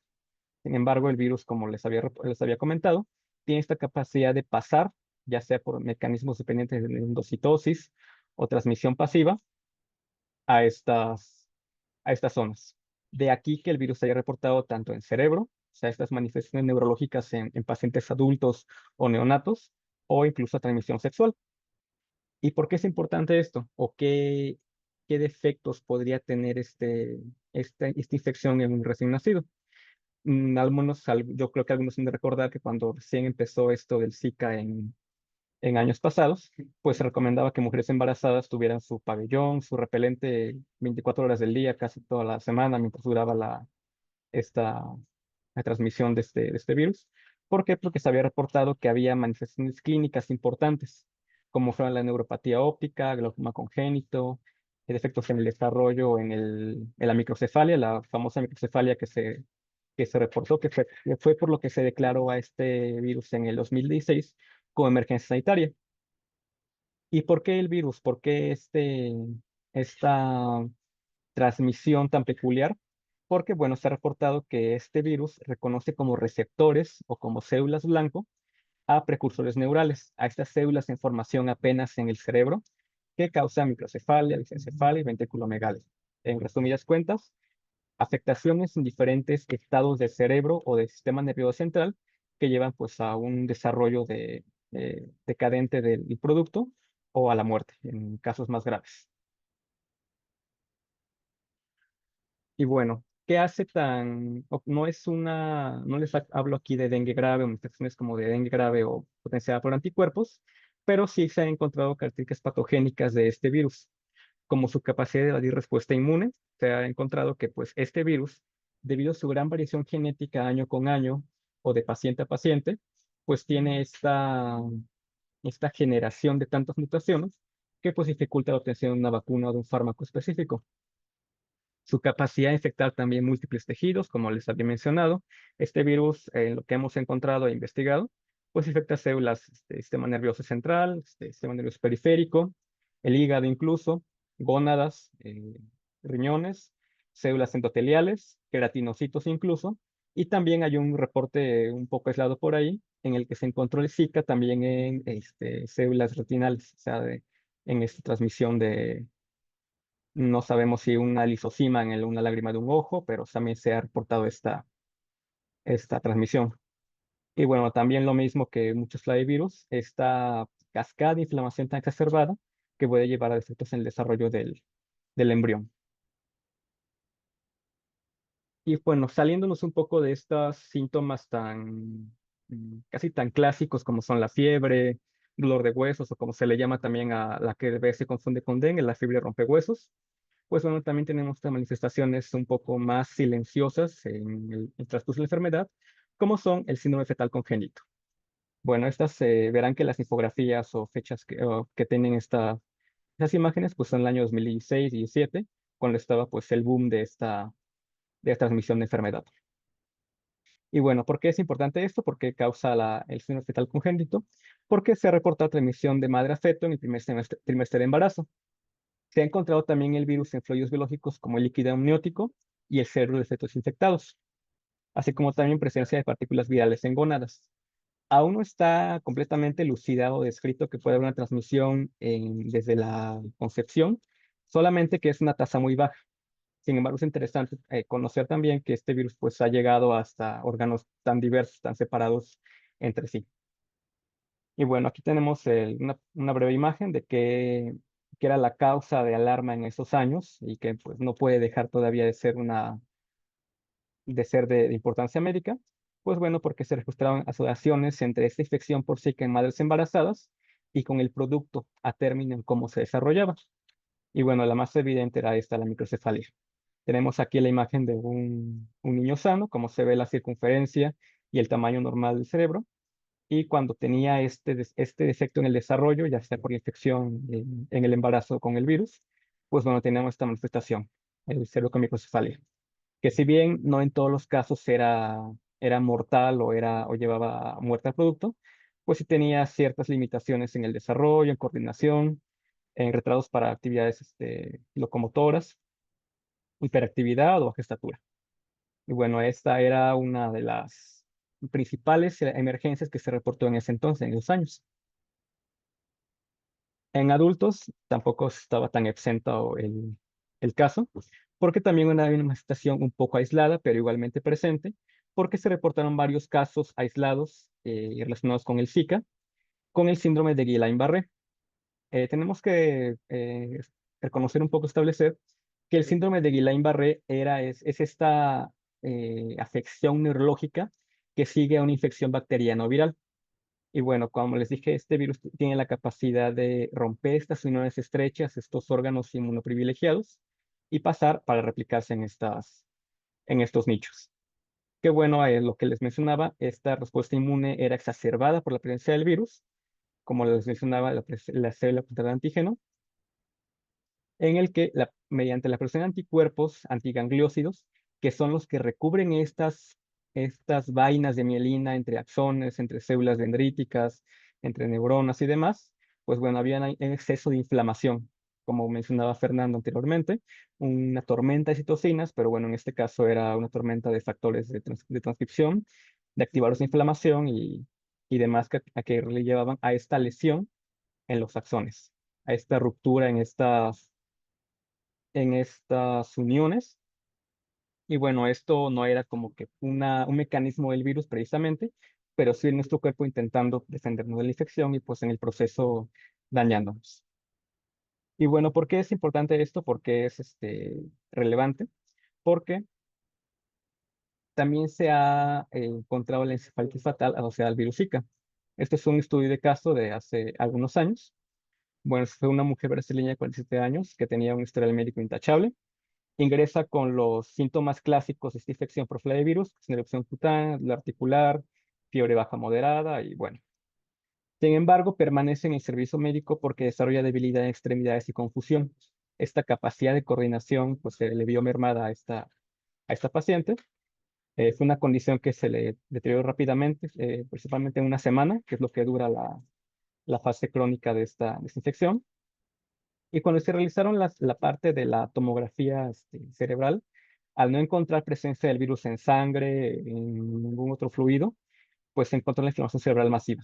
O sea, el virus estaba causando tal afección, tal enfermedad en el cerebro, que pues bueno, causó estos síntomas previos en la paciente. Se deterioró rápidamente porque perdió respuesta a estímulos sensoriales. Se entiende que estas neuropatías por el Zika empiezan con una pérdida en coordinación, en esta coordinación en las manos, en los miembros, extremidades. No responde a estímulos como la luz, el dolor, algún estímulo que se haga en el servicio médico. Y bueno, se llevó a la paciente que se detectó muerte cerebral. Sin embargo, hasta después, en el líquido cefalorraquídeo, este líquido que pues enerva esta parte del sistema nervioso, pues hay una detección post-mortem de anticuerpos IgM y IgG contra Zika, significando que este virus se había replicado profusamente en el cerebro de la paciente. Y bueno, aquí tenemos una imagen, aquí tenemos una imagen ilustrativa de unas partes en el cerebro llamadas cisternas basales, que son estos compartimentos en el que circula el líquido cefalorraquídeo entre el sistema nervioso central. Únicamente es ilustrativo para ver cómo se denotan aquí estas estructuras perfectamente formadas. Sin embargo, en esta paciente que les platico, la tomografía mostraba edema cerebral, este lleno de líquido profuso en el cerebro, y se perdía este borramiento, estas cisternas, o sea, el borramiento de cisternas basales que debía en el cerebro. O sea, que era tanta la inflamación en esta paciente que, pues bueno, llevó a esta afección posteriormente a la muerte cerebral. Y bueno, medidas de prevención, lo mismo para todos los virus que han circulado aquí en América con este vector, pues mantener aquí estas mallas o mosquiteros en entidades o comunidades donde el virus se ha reportado, donde tenemos el mosco vector, el mosquito con las patas rayadas, como se ha mencionado infinidad de veces en muchas campañas de salud, el uso de mosquiteros. El repelente también, hay repelentes especiales que pues evitan esta presencia o al menos la aparición de este mosco en las cercanías de uno. La ropa larga, o sea, para evitar las picaduras a cualquier hora del día. Y principalmente los recipientes de agua, o sea, esto que se ha mencionado durante muchísimos años, porque son los sitios principalmente preferidos por el mosco vector, en el que pueden manifestar aquí, tener las larvas, y bueno, aquí perpetuar el ciclo en cualquier persona que pues tenga estos contenedores. Y lo mismo para todas las recomendaciones. No tenemos todavía una vacuna, algún medicamento, fármaco establecido, preciso, por esto que les mencionaba de que el virus es muy variable, circulan diferentes serotipos. Se ha mencionado apenas una clasificación algo burda en el que hay un serotipo africano y uno asiático. El que llegó a América fue el asiático hace ya algunos años, pero sin embargo todavía no hay una vacuna, o anticuerpos neutralizantes con la enfermedad. Únicamente medidas paliativas como son el reposo, la ingesta abundante de líquidos. En el caso de el agravante de los síntomas, pues acudir a una unidad médica de salud más cercana. Y principalmente esto que les mencionaré en un momento, el evitar automedicarse. ¿Por qué es importante? ¿O por qué no se recomiendan estos medicamentos, los AINES? Recordemos que los síntomas de estas enfermedades, tanto de Zika, dengue, chikungunya, cursan con síntomas altamente similares, que es el dolor musculoarticular, dolor de cabeza, fiebre baja moderada. Sin embargo, considerando la plática anterior del maestro Fernando, en el que puede haber este dengue grave, en el que hay esta extravasación, esas hemorragias que pueden estar presentes, no podemos dar estos medicamentos, los AINES, o sea, los antiinflamatorios no esteroideos, hasta que se confirme precisamente que es un diagnóstico positivo para Zika. ¿Por qué no se usan AINES? Bueno, porque estos medicamentos tienen este mecanismo de acción en el que, bueno, para inhibir el dolor y su mecanismo posterior, inhiben la agregación plaquetaria. Significa que esta enfermedad, en caso de una presencia de dengue, que no fuera Zika en el dado caso de que el paciente curse con la enfermedad, pues sería altamente catastrófico, no sería lo recomendable. Se recomiendan cualquier otro antipirético que no sea de esta naturaleza, pues para evitar complicaciones que no sean pues buenas para el paciente. Y únicamente pues se sigue buscando una vacuna o anticuerpo que pueda al menos neutralizar o paliar esta enfermedad o transmisión. El diagnóstico, pues bueno, se realiza de igual manera en diferentes muestras, como pueden ser suero, orina, o también suero para diagnósticos serológicos. En varios lugares, por ejemplo, se ha empleado estos cassettes, que son los que se pone la sangre o el suero a modo de cromatografía, para detectar la presencia de la proteína NC1, que es la que se secreta en el caso de Zika. Pero sin embargo, se recomiendan también por líneas de salud del gobierno también que se hagan diagnósticos un poco más precisos, como puede ser la RT-PCR, o serológicos en el caso de detección de anticuerpos, que pues bueno, este es un poco más preciso en el caso de que se quiera detectar si se cursó o no con la enfermedad en días posteriores. Y bueno, se establece aquí una racha de 15 días para los síntomas. Recordemos que el virus tiene un periodo de incubación de 3 a 4 días y los síntomas empiezan a cursar desde los 7 a 12 en adelante. Y bueno, aquí tenemos básicamente las muestras que se pueden emplear para esta detección. Y bueno, ¿por qué puse esta tabla aquí o por qué retomando esto de los síntomas? Porque hay que diferenciarlos. Hay síntomas muy compartidos entre estos virus circulantes, incluso entre serotipos de dengue, el chikungunya y el Zika, como pueden ser el dolor de articulaciones, dolor de cabeza, eh, la fiebre alta, bajo, moderada. Sin embargo, pongo aquí esta alarma en el caso del sangrado de nariz encías para determinar que una vez que se determine que el virus es realmente el dengue, pues no se den medicamentos AINES contra esta enfermedad para no agravar las complicaciones que pueda tener la enfermedad del dengue. Pero sí hay síntomas como que muy precisos para cada enfermedad. Y es importante, pues por eso tener, o que más necesitamos, pues que pruebas diagnósticas accesibles y que sean precisas para discernir entre estos virus, principalmente los que se han reportado en América, como son el dengue, chikungunya y Zika, o también serotipos circulantes, como también sabemos que el dengue tiene ciertos periodos o tiempos en los que hay serotipos circulantes en diversas partes del mundo, en los serotipos 1, 2, 3 y 4, principalmente en México el que se detecta es el 2 y demás. Igualmente, campañas de prevención y concientización, que no únicamente esto se quede para las emergencias sanitarias o que la OMS detectó ya una alerta o una pandemia, no sé, sino que realmente pues se mantenga esta información continuada en zonas vulnerables, en zonas que ya hayan reportado la presencia del vector, donde haya habido casos graves de Zika, perdón. Igualmente se requiere una participación conjunta de comunidades y autoridades. Esto no se puede lograr si no se trabajan todos juntos con los recursos que tengamos. E igualmente, pues, sí, acceso a información actualizada. Saber qué virus está circulando, temporada de cuál virus es, por ejemplo. Y pues bueno, que eso esté al acceso y en el lenguaje que puedan entender todos los pacientes, personas, público general y demás. Sin embargo, pues, ¿qué podemos hacer o qué estamos trabajando, investigando para estas como alternativas? Como mencioné anteriormente, pues este virus Zika, al igual que el dengue, fiebre amarilla y demás, hay varias comunes denominadores entre estos virus. ¿Como cuáles? ¿Qué proteína o qué elemento tienen estos virus que puede servir como blanco terapéutico, como un objetivo a tratar para posiblemente desarrollar un fármaco, una vacuna que sea efectiva contra todas las personas, pues bueno, es la proteasa NS3. Esta proteína es de las más conservadas aquí en esta familia de virus y bueno, es un objetivo prometedor para el desarrollo de vacunas y fármacos inhibidores. En el laboratorio trabajamos también con esta proteína a través de fármacos que inhiben su interacción con otras proteínas celulares o bien que puedan ser infectivas en mayor o menor medida. Y bueno, ¿qué hacemos? ¿Cómo estudiamos este virus? ¿O qué hacemos para comprender un poco mejor cómo se puede tratar, qué infecta, qué síntomas tiene, en qué órganos o qué células blanco o qué moléculas está empleando el virus? Pues bueno, nos valemos de muchas herramientas, como es la bioinformática, en el que, bueno, a través de muchos servidores empleamos predicciones o cómo se puede comportar una proteína del virus en un modelo in vitro o predecirlo de esta manera. Igualmente, muchas herramientas de biología celular y molecular y los modelos in vitro e in vivo, modelos que sean permisibles para la infección por este virus.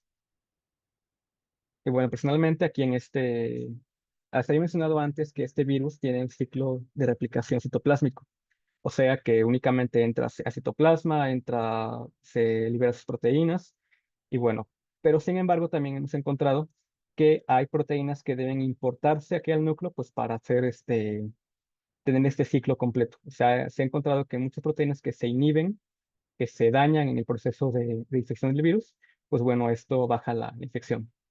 Y bueno, hay muchas proteínas que estamos evaluando, muchas herramientas. Tenemos acá, pues bueno, varias proteínas que tienen respuesta inmune, cómo se pueden estudiar o qué hace en presencia del virus. Y bueno, hemos encontrado también que en muchas células, la infección por el virus Zika induce cambios en la envoltura de la lámina nuclear.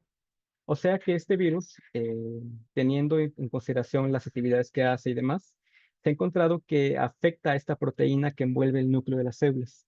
Hace diferentes invaginaciones, la rompe, la degrada y bueno, hace una pérdida de uniformidad en esta envoltura.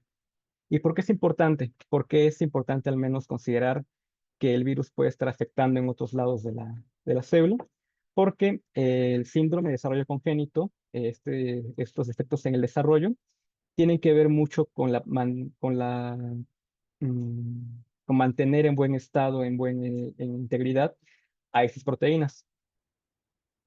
Se ha encontrado también que enfermedades como la progeria, este envejecimiento prematuro, pues tiene esta interrogante de que la lámina pues se ve afectada igualmente. Y bueno, aquí encontramos algunas imágenes de cómo se afecta esta proteína del Zika y cómo daña este núcleo de las células, llevando a afectaciones que probablemente puedan estar implicadas en este desarrollo general en los seres humanos.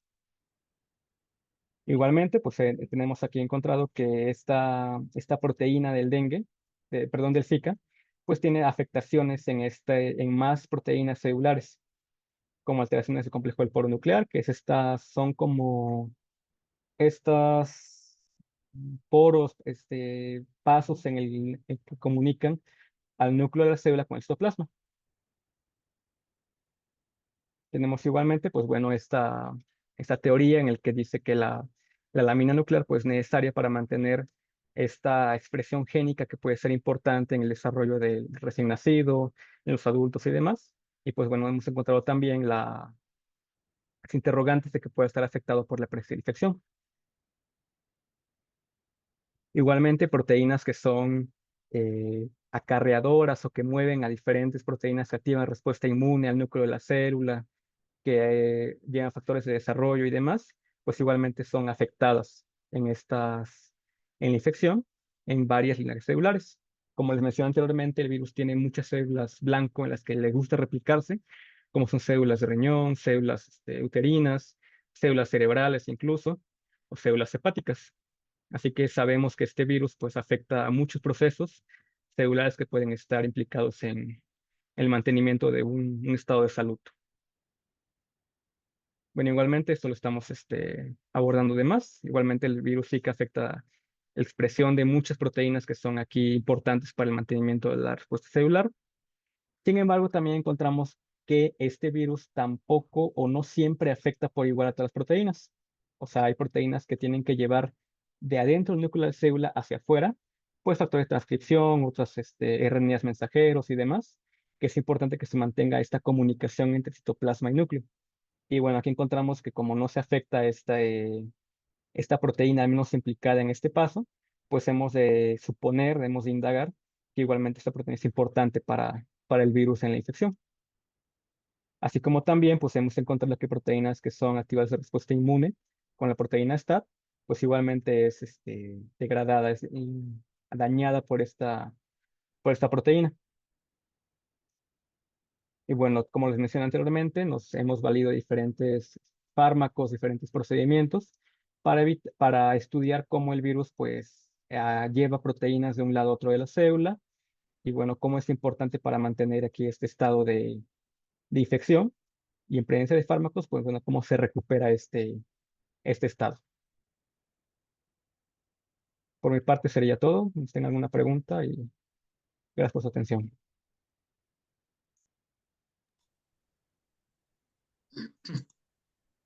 Pues nuevamente, muchas gracias, maestro Jonathan Hernández, por su excelente exposición y pues vamos a dar paso a ver si hay algunas preguntas aquí en el chat.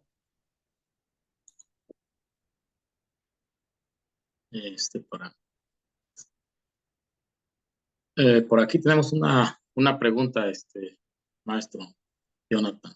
Dice, hablando sobre estudios de laboratorio, ¿es posible que debido a una coinfección hayan falsos positivos que se le atribuyan a un dengue en lugar de Zika al realizar pruebas rápidas como inmunocromatografía?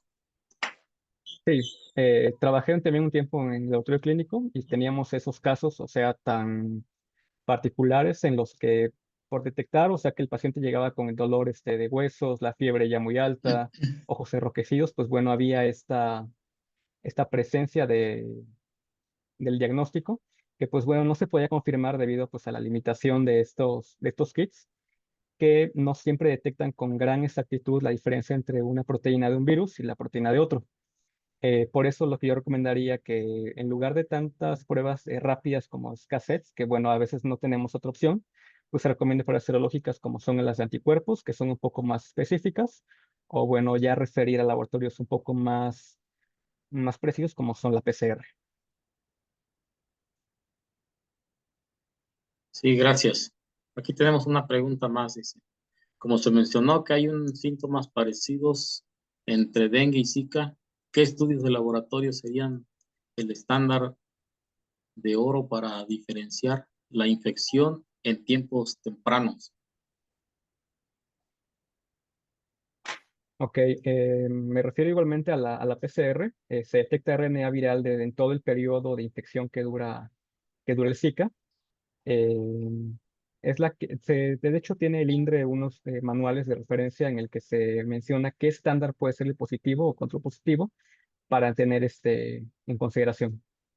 Igualmente hay kits que únicamente detectan este virus a diferentes tiempos para detectar entre serotipos circulantes de dengue, pues igualmente hay varios, hay muchos, pero principalmente yo recomiendo la PCR. O sea, es el hecho de que el tener el material genético del virus amplifique o no en presencia de la reacción.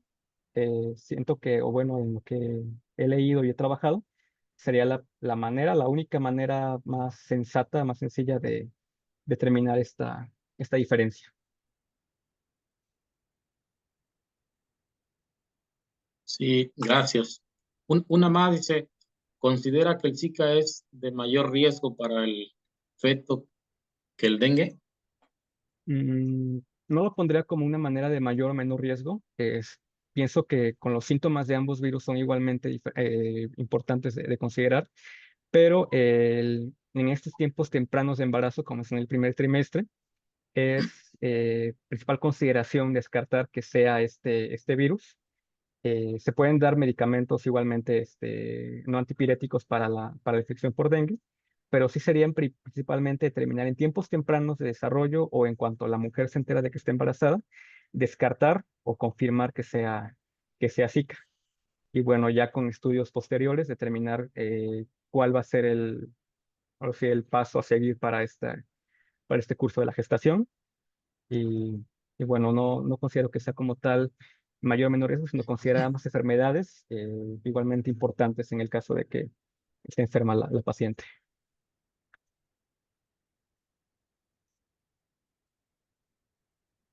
Muy bien, maestro. Creo que con eso cerramos las preguntas que se han formulado en esta importante ponencia. Pues estaríamos concluyendo. No sé si hubiera algún comentario de los participantes o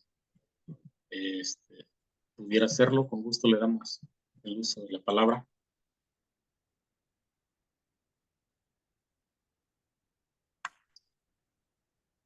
Y si no hubiera, pues vamos a dar paso ya a la entrega del reconocimiento y también informarle a los participantes de que ya se les envió a todos en su correo los links de las conferencias faltantes, que sería la de miércoles, jueves y viernes, las sesiones de miércoles, jueves y viernes, para que por ahí también la revisen y también estaremos mandando por medio de los grupos de WhatsApp. Y bueno, pues agradecerles mucho su participación, su asistencia. Y en un momento también ya el ingeniero Alfredo, también el compañero del Departamento de Educación Continua, va a subir el link para el registro de su asistencia. Y sin más, pues vamos a dar paso a la entrega de reconocimiento tan merecido al maestro Jonathan Hernández Castillo.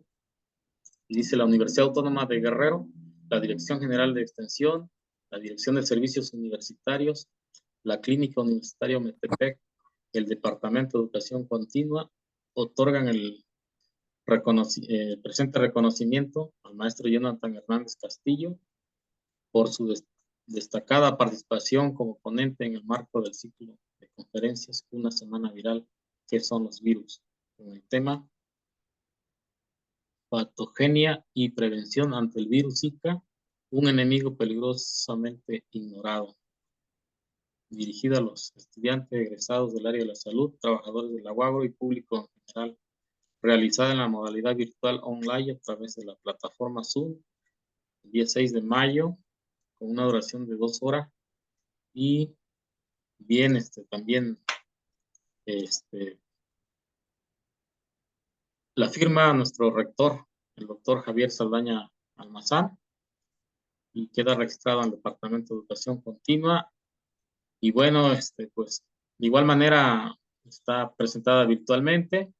Se la vamos a hacer llegar al doctor Robert Cruz Ezequiel, Robespierre Cruz Ezequiel, quien es el responsable de la clínica de Metepec, y para que por ahí nos haga favor de hacérselas llegar.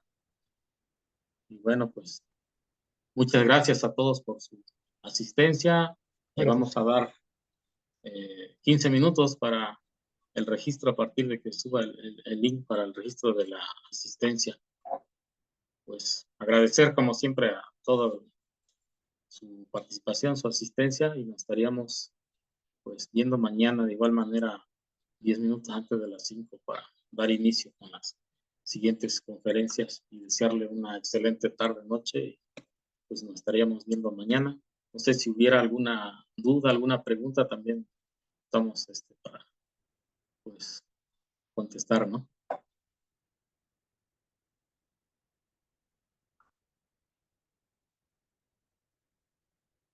No ser así, pues nos estaríamos viendo el día de mañana. Pues agradecerle también el acompañamiento al maestro Leonel Silverio. Por ahí también vi que subió un mensaje del doctor Robert Cruz Ezequiel, pues deseando ahí felicidades, ¿no? Sí, aquí estamos viendo la ponencia, muy importante y muy buena, por cierto. Felicidades a los ponentes. Muchas gracias. Muchas gracias, doctor. Y ya mañana por ahí, si nos apoya para hacer la entrega de los reconocimientos a los ponentes. Claro que sí, me los envíe y yo se los hago llegar. Sí, sí, doctor, y para mañana en las sesiones también que tengamos, podamos hacer la entrega virtualmente a los ponentes del día de mañana. Claro que sí, Inge. Muchas gracias a todos. Excelente tarde, noche. Y pues gracias a nuestros facilitadores, nuestros ponentes, que pues sin duda pues invierten mucho tiempo en la parte de investigación y comparten con nosotros esa parte, ¿no? Muchísimas gracias.